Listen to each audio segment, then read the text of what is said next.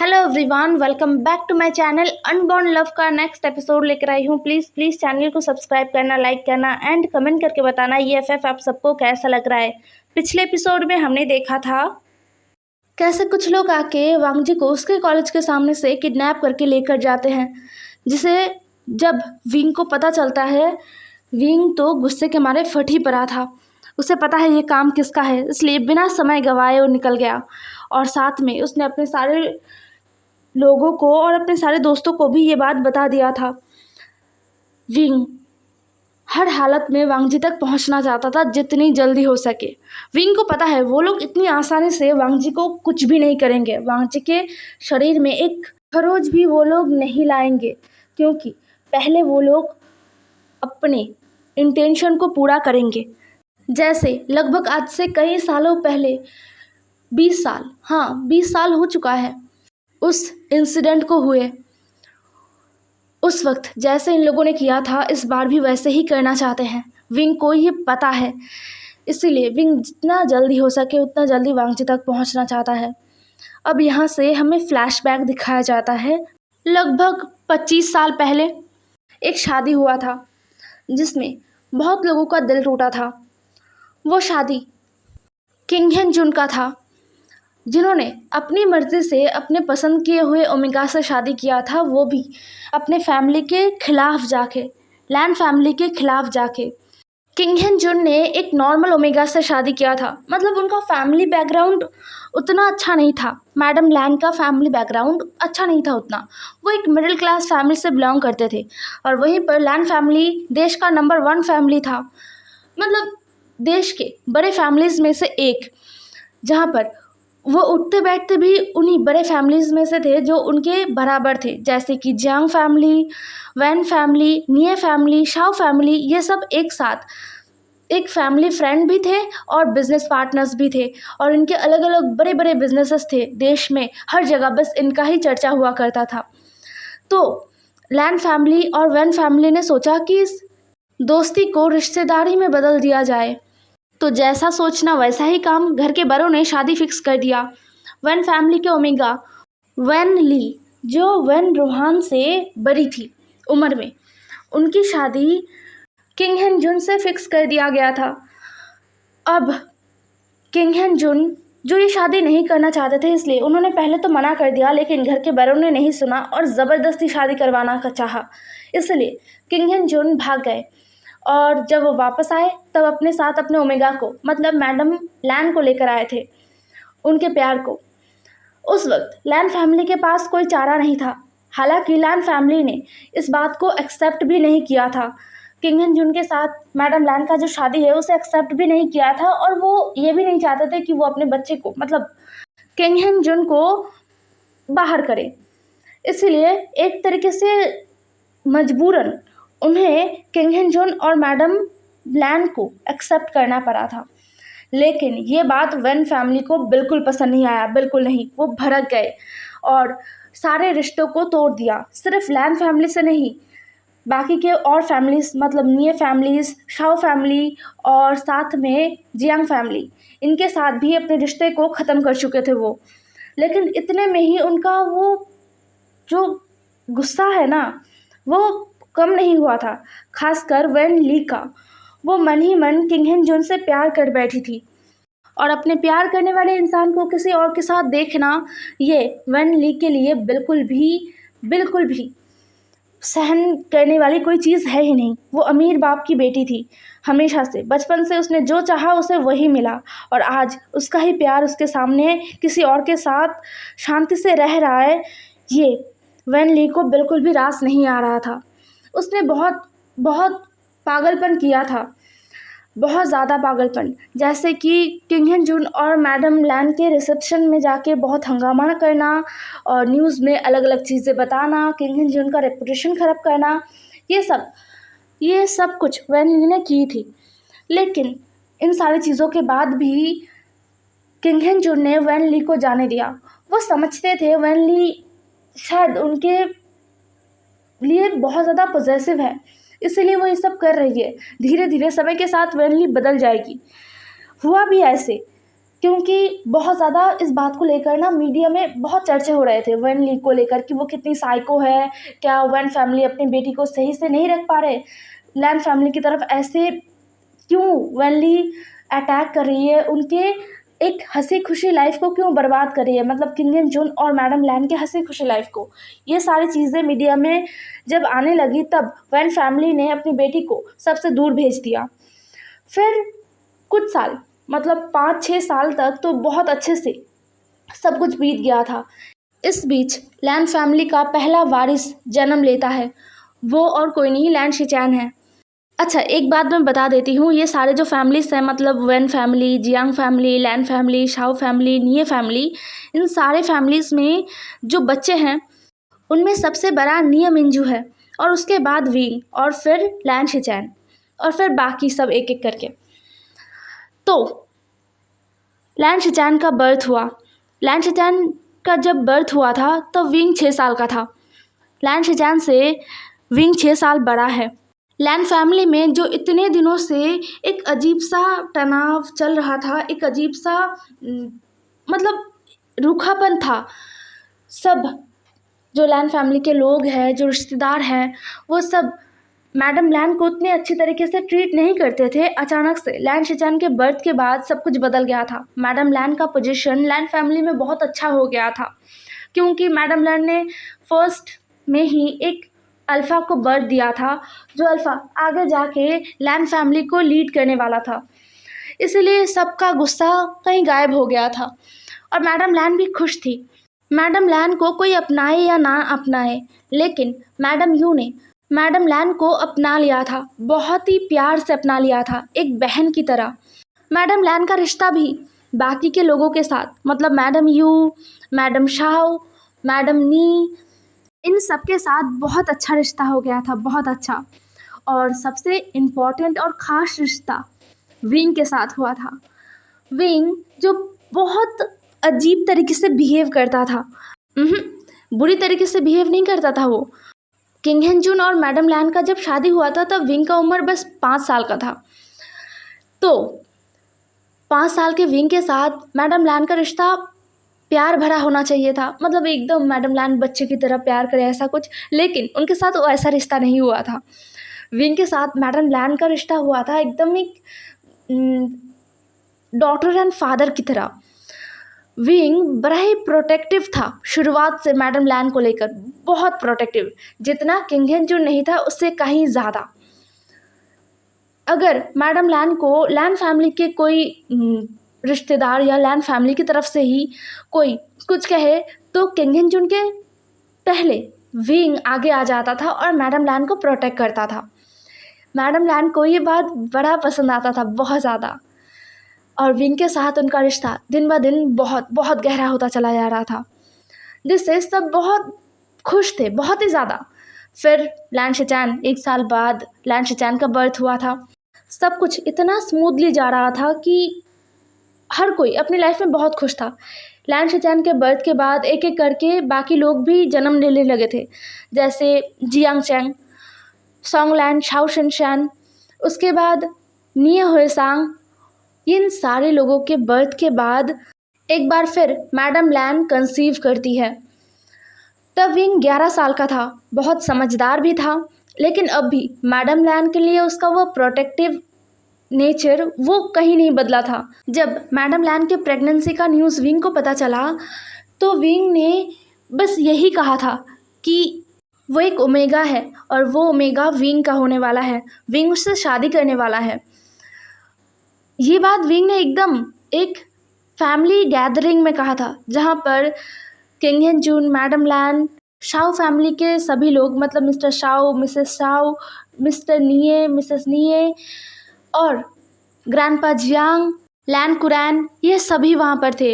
इन सभी के सामने ये बात कहा गया था और विंग ने एकदम ज़ोर से कहा था कि इस बार जो आने वाला है वो एक ओमेगा होने वाला है और वो ओमेगा विंग का है और विंग उससे शादी करेगा। ये बात विंग ने इतने ज़ोर से कहा था और इतने ज़ोर देकर कहा था कि सब पहले तो हैरान हो गए थे और बाद में सब हंस पड़े थे, क्योंकि सबके दिमाग में ये बात था कि ये बस एक बच्चे के मन का बात है। विंग जब बड़ा हो जाएगा तब शायद उसे कोई और पसंद आ जाएगा, या फिर जो आने वाला है वो शायद ओमेगा हो भी ना। इसीलिए सबने मजाक में इस बात को लिया था। लेकिन जब मैडम लैन ने बर्थ दिया वांगजी को, तब सब हैरान हो गए, क्योंकि सच में ये एक ओमेगा था और ये बहुत क्यूट एक ओमेगा था। वांगजी के बर्थ के बाद विंग ने पहले वांगजी को गोद में लिया था, वो भी जिद करके। किंग हिन जुन के पहले विंग ने वांगजी को गोद में लिया था, और उस बार भी उसने सबके सामने ये कहा था कि मैं इससे शादी करना चाहता हूँ, और विंग का नाम लान वांगजी विंग ने खुद दिया था। मैडम लैन उस वक्त बस विंग के आंखों में अपने बच्चे के लिए जुनून देख पा रहे थे। मैडम लैन ने उस वक्त क्या सोचा ये उन्हें भी नहीं पता। उन्होंने स्माइल करते हुए कहा, विंग, वांगजी का अच्छे से ख्याल रखना और वांगजी के लिए हमेशा खड़े रहना, उसे प्रोटेक्ट करना। वांगजी तुम्हारा ही होगा। विंग के चेहरे पर उस वक्त एक जंग जीत लेने वाला हंसी था। वो बहुत खुश हो गया था मैडम लैन के कहे गए शब्दों को सुनकर। सभी खुश थे, लेकिन सच में क्या ये खुशी टिकने वाला था? नहीं, बिल्कुल नहीं। वैन ली वापस आई, और इस बार उसके आंखों में सबको तबाह कर देने वाला एक अलग जुनून था। उस जुनून ने सबको हैरान कर दिया। वैन ली ने बहुत ही चालाकी से मैडम लैन को बुलाया था। मैडम लैन के एक पुराने दोस्त के नाम से वैन ली ने बुलाया था। मैडम लैन को लगा कि सच में वो उनका पुराना दोस्त है। उस दिन मैडम लैन, मैडम यू और वांगजी था। वांगजी जो छोटा था, बाकी जो बच्चे थे मतलब जियांगचैंग और विंग, ये दोनों तो स्कूल जाने लगे थे। विंग 11 साल का हो गया था और जियांगचैंग 5 साल का था, तो वो दोनों ही स्कूल में थे। जियांगचैंग किंडरगार्टन में गया था और विंग अपने जूनियर हाई स्कूल में गया था। इसीलिए मैडम यू भी मैडम लैन के साथ चली गई। पुराना दोस्त है तो सब एक साथ बैठेंगे, बातें करेंगे और क्या। लेकिन वो कभी वापस लौट के नहीं आए। वैन ली ने उन्हें मार दिया था। वांगजी भी कहीं खो गया था। विंग उस वक्त कुछ नहीं कर पाया था। वो 12 साल का एक बच्चा था, वो सच में कुछ नहीं कर पाया था। और उस वक्त वेंस का पावर था, इसलिए उन्होंने वैन ली को बचा लिया था।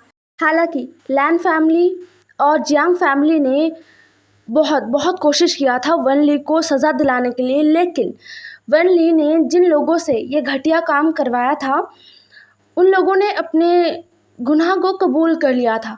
और उन्होंने ये कहा था कि उन्होंने बस ये पैसे के लिए किया, मतलब किसी ने सुपारी दिया है ऐसा कुछ नहीं। उन्होंने बस देखा कि अमीर लोग हैं, उन्हें लूटने के लिए उन्होंने ऐसा किया। अब ऑब्वियसली कोर्ट ने उन लोगों को ही सज़ा दिया, वैन ली को छोड़ दिया। लेकिन वैन ली जिस इरादे से इतनी घटिया काम कर रही थी, इतना घटिया काम कर चुकी थी, वो इरादा पूरा नहीं हो पाया। मैडम लैन के जाने के बाद किंग हिन जुन जिंदा नहीं रह पाए।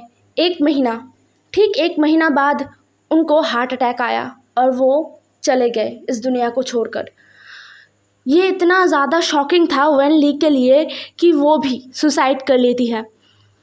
अंत में किसी को कुछ मिला नहीं था, सबने बस खोया था, बस एक इंसान के पागलपन की वजह से। वैन ली प्यार नहीं करती थी, वो पागलपन था, उसे बस पागलपन था, जुनून था, जिद था। प्यार में कभी भी ऐसा कुछ नहीं होता है। जहाँ पर रियल प्यार होता है, जहाँ पर सच्चा प्यार होता है, वहाँ पर कभी भी अपने प्यार के लिए दूसरों को नुकसान नहीं किया जाता।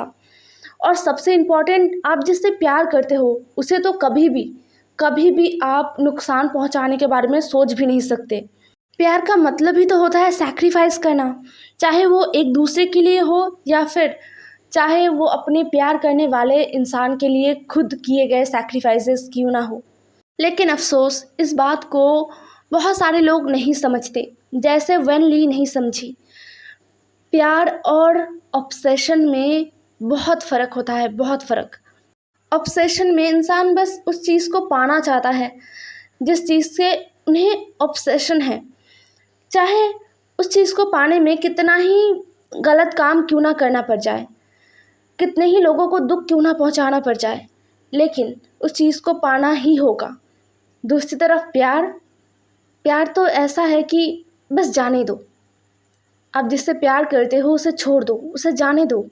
अगर वो आपका होगा तो आपके पास ही रहेगा, कहीं नहीं जाएगा।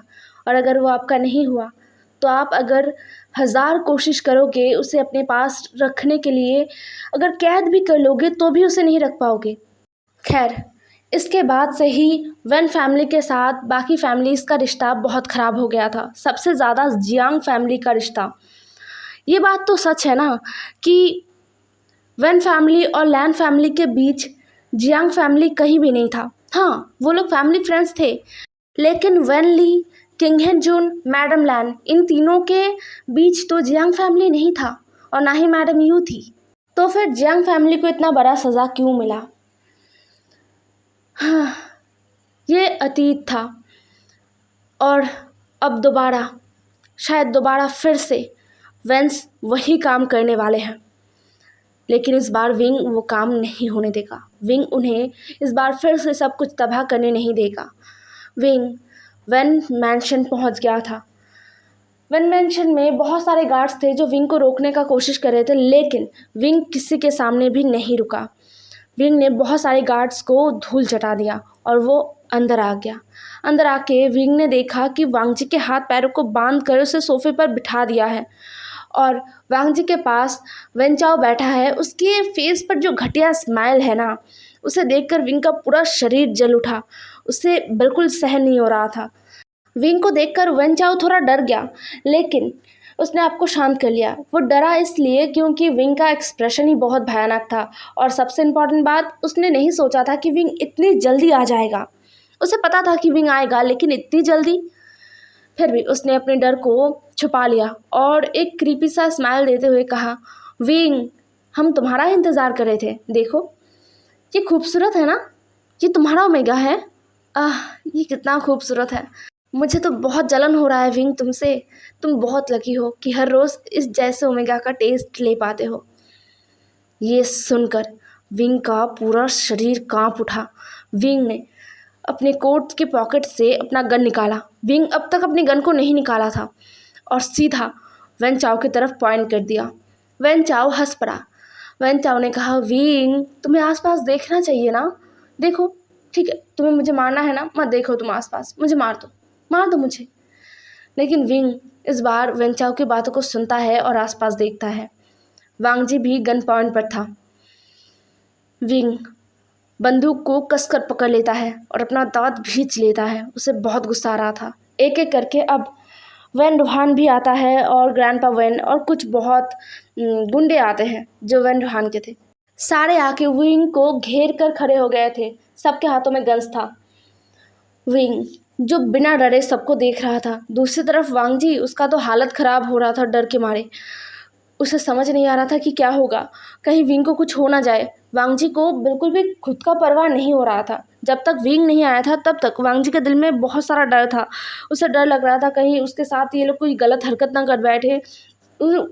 उसे बहुत अजीब फील हो रहा था क्योंकि यहाँ लाते वक्त वो गुंडे भी वांग जी को टच कर रहे थे, मतलब ऐसे वांग जी के हाथों को पकड़ के कस कर पकड़े हुए थे। और यहाँ पर लाकर जब उसे रखा गया तब ये गंदा इंसान, मतलब वेन चाओ, वांग जी के फेस को तो कभी वांग जी के हाथों को टच कर रहा था, जो वांग जी को बिल्कुल पसंद नहीं आ रहा था। बहुत गंदा फील हो रहा था। तब उसे डर लग रहा था, लेकिन अभी उसे सिर्फ और सिर्फ विंग का डर लग रहा है, कहीं विंग को कुछ हो ना जाए। वांग जी बहुत परेशान हो गया। वो बहुत ज़्यादा हाइपर हो गया था। वांग जी ज़ोर ज़ोर से हाँफ रहा था, लेकिन वो कुछ कह नहीं पा रहा था क्योंकि उसके मुंह, उसका हाथ, उसका पैर सब बंधा हुआ था। इसलिए वो कुछ भी नहीं कर पा रहा था और ना ही कुछ कह पा रहा था। लेकिन उसके आंखों में साफ साफ देखा जा सकता था कि वो कितना वरीड है। वो विंग के लिए बहुत वरीड है, बहुत ज़्यादा। विंग जो बिना डरे सबको देख रहा था। विंग ने कहा, तुम सब यही तो कर सकते हो। पहले भी तुम्हारे घर के ओमेगा ने घटिया काम किया था और अब तुम लोग भी वही कर रहे हो। लेकिन चिंता मत करो, पहले जो सज़ा तुम लोगों को नहीं मिला इस बार ज़रूर मिलेगा, ज़रूर। मैं खुद तुम्हें सज़ा दूंगा, तुम सबको दूंगा। तुम लोगों की वजह से मैंने अपने मदर को खोया। तुम लोगों की वजह से एक छोटे से दूध के बच्चे ने अपने माँ को खोया, अपना फैमिली खोया, अनाथ आश्रम में चला गया। तुम लोगों की वजह से एक इंसान अपने प्यार को खोकर इस दुनिया को छोड़कर चला गया। इतना सब कुछ होने के बाद तो तुम लोगों को सज़ा मिलना ही है और तुम लोगों ने अभी मेरे ओमेगा को टच करके और भी ज़्यादा गलती कर दिया है। बहुत बड़ा गलती किया है, इसका सूद समेत तुम लोगों को वापस मिलेगा। विंग के बात को सुनकर वन रूहान बड़े ही तेज से कहता है, मतलब एकदम घमंड से कहता है, तुम खुद मरने वाले हो विंग, और तुम हमें धमका रहे हो। तुम सच में बच्चे हो अभी भी, बहुत ज़्यादा। विंग जो कुछ नहीं कहता, वो अपने ठंडी निगाहों से सबको देख रहा था। ग्रैंडपा वेन कहते हैं, तुम कुछ तो ख़ास बात है तुम्हें विंग, बहुत ख़ास बात है। मैं बहुत ज़्यादा अफसोस करता हूँ, ये सोचता हूँ कि तुम मेरे घर क्यों नहीं पैदा हुए। तुम्हारे आँखों में मरते वक्त भी मैं डर नहीं देख पा रहा, लेकिन अफसोस, ना चाहते हुए भी तुम्हें मरना होगा। नहीं तो तुम जब तक हो तब तक वन फैमिली आगे नहीं बढ़ सकता, इसलिए तुम्हें मरना होगा। और इस ओमेगा को इसलिए मरना होगा क्योंकि इसकी वजह से मैंने अपनी बेटी खोया है, इसकी मदर की वजह से मैंने अपनी बेटी को खोया है। विंग ग्रैंडपा वेन की तरफ देखता है और अपना दांत पीसते हुए कहता है, ना ही वांग जी और ना ही आंट लैंड की वजह से कुछ हुआ है। जो कुछ भी हुआ है वो सब आपके साइको बेटी की वजह से हुआ है, आपके साइको ओमेगा बेटी की वजह से, जो एक पागल थी और आप सबने उसके पागलपन में उसका मदद किया है। आप सब उसे समझा सकते थे, लेकिन आप लोगों ने ऐसा कुछ नहीं किया। आपकी वजह से मैंने अपनी मदर को खोया, वांग जी ने अपनी मदर को खोया, वांग जी ने अपने फादर को भी आप लोगों की वजह से ही खोया है। ग्रैंडपा वेन और भी ज़्यादा चिल्लाते हुए कहते हैं, गलत, एकदम गलत। इस लान वांग जी के मदर ने क्या किया? वो एक गरीब भिखारी की लड़की, उसने सपना देखा एक बड़े अमीर घर के बहू बनने का, जो उसके औकात के बाहर था, लेकिन उसने देखा और उस सपने के चलते उसने मेरे बेटी का दिल तोड़ा। और वो लैंड, उसने भी तो वही किया ना। जो हुआ सही हुआ, और अब जो होगा वो भी सही होगा। विंग उनकी तरफ देखता है और एक टेढ़ा स्माइल देता है, जिसका मतलब किसी को भी समझ नहीं आया और ना ही किसी को समझने का वक्त मिला। उससे पहले ही गोलियों का बरसात होने लग गया था, जो एकदम अनएक्सपेक्टेड था। विंग आगे बढ़ता है और वांग जी को लेकर सोफे के पीछे चला जाता है। कुछ ही देर में हर जगह बस लोग पड़े हुए थे ज़मीन पर, कुछ मरे कुछ अधमरे। लेकिन हैरानी की बात यह है कि वेंस को ज़्यादा नहीं लगा था, मतलब उन्हें भी गोली लगा था, लेकिन ग्रैंडपा के पाँव में गोली लगा था, वन रूहान के दोनों कंधों पर गोली लगा था, और वन चाओ उसके दोनों हाथ और दोनों पैरों में गोली लगा था, जिससे उन्हें दर्द तो हो रहा था और ना ही वो उठकर खड़े हो पा रहे थे, लेकिन वो मर नहीं रहे थे। हे एवरीवन, आज का एपिसोड यहीं पर ख़त्म होता है। नेक्स्ट एपिसोड में मिलते हैं। ज़रूर बताना आज का एपिसोड कैसा लगा। Bye bye.